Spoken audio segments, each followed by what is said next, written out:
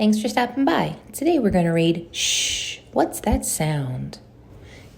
If you are going to take an AR quiz with this book, the number is 160619. Shh, what's that sound?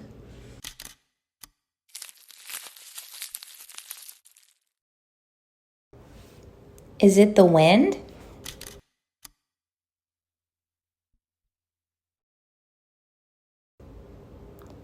Is it a tree branch?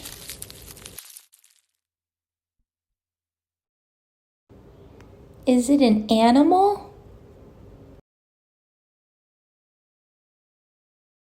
Is it a robber? I'm scared. I'm scared. I'm scared too. Dad, something is scratching. What is it? Shh, what's that sound?